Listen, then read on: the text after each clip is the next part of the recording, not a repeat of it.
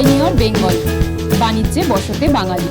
ভারতের লিভারের প্রধান জনস্বাস্থ্য উদ্যোগ হিসেবে আবির্ভূত হওয়ার সাথে সাথে বেঙ্গল লিভার সামিট 2026 কলকাতায় একটি রোগী জনসচেতনতা সংস্পৃক্ততা কর্মসূচির আয়োজন করে। এই উদ্যোগের লক্ষ্য ছিল লিভারের রোগ সম্পর্কে বৈজ্ঞানিক জ্ঞানকে রোগী এবং পরিবারের জন্য স্পষ্ট ব্যবহারিক বার্তা রূপান্তরিত করে চিকিৎসা বিশেষজ্ঞ ও জনসাধারণের বোধগম্যতার মধ্যে ব্যবধান পূরণ করা। অধিবেশনটি প্রতিরোধ, ঝুঁকিভিত্তিক প্রাথমিক শনাক্তকরণ, টিকাদান, সময়মতো পরীক্ষা এবং লিভারের স্বাস্থ্য রক্ষার জন্য জীবনযাত্রার ব্যবস্থার উপর দৃষ্টি নিবদ্ধ করে। একই সাথে রোগ নির্ণয় ও চিকিৎসার বিলম্ব করে এমন সাধারণ ভুল ধারণাগুলির সমাধানও করে। এই অধিবেশনটি মার্কিন যুক্তরাষ্ট্রীয় মিশিগান মেডিকেল গ্যাস্ট্রোএন্টারোলজি ও হেপাটোলজির মেডিসিন বিভাগের অধ্যাপক ডাক্তার Robert Fontana, Singapore national university হসপিটালের সিনিয়র কনসালটেন্ট ডাক্তার ড্যানিয়েল হুয়াং, কলকাতার অ্যাপোলো মাল্টি স্পেশালিটি হসপিটালের ডাক্তার মহেশ কে গোয়েঙ্কা, ডাক্তার উদয় সি ঘোষাল, ডাক্তার অশোক রায়ের সম্মানীয় উপস্থিতিতে অনুষ্ঠিত হয়। Indian national association for the study of the লিভারের পরবর্তী সভা বেঙ্গল লিভার সামিট 2026 জাতীয় এবং আন্তর্জাতিক বিশেষজ্ঞদের একত্রিত করে হেপাটোলজি অগ্রগতি নিয়ে আলোচনা করা হয়। জনসচেতনতা ও প্রতিরোধের উপর জোরও দেওয়া হয়েছিল এই সভায়। জনকেন্দ্রিক অধিবেশনের বিশেষজ্ঞরা হাইলাইট করেছিলেন যে অনেক লিভার রোগ উন্নত পর্যায়ে পৌঁছানো পর্যন্ত নীরব থাকে, যা ঝুঁকির প্রাথমিক শনাক্তকরণ ও সময়মতো স্ক্রিনিংকে আরও ভালো ফলাফলের জন্য গুরুত্বপূর্ণ করে তোলে। মানুষের লিভারের মূল কারণগুলি নিয়ে এই দিন সভায় আলোচনা হয়। তার মধ্যে যেমন রয়েছে ফ্যাটি লিভারের রোগ, ভাইরাল হেপাটাইটিস, অ্যালকোহল সম্পর্কিত লিভারের আঘাত, ওষুধজনিত বিভিন্ন সাইড এফেক্টের পরে লিভারের যে ক্ষতি, তো এছাড়াও আরও বিভিন্ন বিষয় নিয়ে এই দিন এক গুরুত্বপূর্ণ আলোচনা এই অনুষ্ঠানে উপস্থিত হয়েছিল। এইবারে আমাদেরকে কিন্তু ডিজিজ বার্ডেন বাড়লে আমাদের পপুলেশনের জন্য ভালো নয়। আমরা চাই আমাদের পপুলেশন হেলদি থাকুক, আমাদের পপুলেশন কর্মক্ষম থাকুক, এতেই আমার দেশের উন্নতি করবে, এতেই আমার দেশের ভালো হবে। এইবারে লিভার ডিজিজের বার্ডেনটা আমরা ডিসকাস করেছি যে বাড়ছে। এই বার্ডেন ডিসকাস করার কারণ হচ্ছে এক লাইফস্টাইল ফ্যাক্টর, যেমন লোক মোটা হতে শুরু করছে, পার্টিকুলারলি ইয়াং মানুষ, কারণ তাদের এক্সারসাইজ কমে গেছে, তাদের খাওয়ারটা টিপিক্যালি ওয়েস্টার্ন ফুড হয়ে গেছে, জাঙ্ক ফুডের মাত্রা বেড়ে যাচ্ছে। অ্যান্ড থার্ড হচ্ছে কিছু কিছু অ্যাডিকটিভ সাবস্ট্যান্স, যেমন টিপিক্যাল অ্যালকোহল।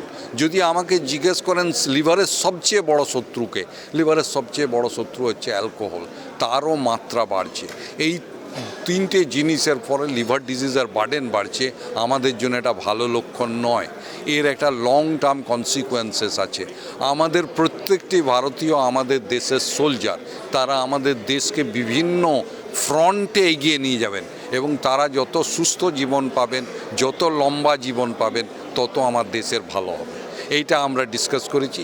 এছাড়া ডিসকাস করেছি বিভিন্ন লিভারের রোগ নিয়ে, কি রোগ কতটা বেড়েছে, তার কারণ কি, তার কি চিকিৎসা, সেগুলো নিয়ে। जो हमने अभी आज बात की, और मैं बहुत खुश हूँ कि यहाँ पर हमारे काफ़ी रिप्रेजेंटेटिव कलकत्ता से थे और प्रेस से भी थे। हमने ये भी बात की कि लीवर का फंक्शन क्या होता है। लीवर का सबसे बड़ा ऑर्गन है बॉडी के अंदर, 1.5 kg का वेट होता है, और लीवर में सैकड़ों फंक्शन होते हैं। लीवर अपना हम जो खाते पीते हैं उसमें जो ख़राब एलिमेंट्स होता है, लीवर उनको डिटॉक्सिफाई कर देता है और केवल अच्छे एलिमेंट्स को आगे जाने देता है। लेकिन लीवर की बीमारियाँ बहुत होती है। अच्छी बात यह है कि लीवर की जितनी बीमारियाँ हैं मोस्टली प्रिवेंटेबल हैं। एक होता है अल्कोहल के कारण, अल्कोहल यदि हम मॉडरेशन में लें तो अल्कोहलिक लिवर डिजीज़ नहीं होगा। दूसरा होता है दवाइयों के कारण, हमें यदि पता होना चाहिए कौन कौन से दवाइयों से लिवर का डैमेज हो सकता है। वो स्टेरॉयड हो सकते हैं, वो ब्लड प्रेशर की मेडिसिन हो सकती है, कुछ कैंसर की मेडिसिन होती हैं, कुछ आयुर्वेदिक मेडिसिन भी होती है जिसमें अश्वगंधा, गिलॉय, ये सब भी हैं। इसके अलावा एक बीमारी है जिसको non alcoholic fatty liver disease बोलते हैं, जिसको हम फैटी लिवर भी बोलते हैं कॉमनली, और ये एक एपिडेमिक के फॉर्म में इंडिया में फैला हुआ है, वर्ल्ड में फैला हुआ है।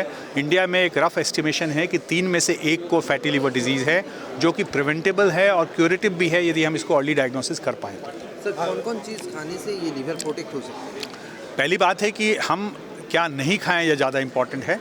इसमें हमें अल्ट्रा प्रोसेस्ड फूड, जिसमें burger, chips, packaged food, pizza, protein bar, ice cream, cookies, ये सारी चीज़ें जो नहीं खानी चाहिए। अल्कोहल ज़्यादा नहीं लेना चाहिए। तो ये बड़ा इम्पॉर्टेंट है। ऑयल में जैसा है कि हमें वनस्पति ऑयल नहीं लेना चाहिए, हमें ऑयल ज़्यादा अमाउंट में नहीं लेना चाहिए, हमें सॉलिड जो फैट होता है जिसको हम ट्रांस फैट बोलते हैं वो नहीं लेना चाहिए, और तेल को बार बार गर्म करके नहीं लेना चाहिए। तो ये चीज़ें अवॉइड करनी है। वैक्सीनेशन है, हेपेटाइटिस ए के लिए वैक्सीन अवेलेबल है, हेपेटाइटिस ई के लिए अब वैक्सीन आ गई हैं, हेपेटाइटिस बी के लिए बहुत दिन से वैक्सीन थे। तो मैक्सिमम वायरसेस को वैक्सीन के थ्रू अवॉइड किया जा सकता है। तो ये सर लीवर प्रोटेक्ट के लिए कोई टेस्ट व कुछ ऐसा कुछ करना है? नॉर्मली जो होता है कि अल्ट्रासाउंड और ब्लड टेस्ट किए जाते हैं, लेकिन अल्ट्रासाउंड और ब्लड टेस्ट में फॉल्स पॉजिटिव भी होते हैं और फॉल्स नेगेटिव भी होते हैं।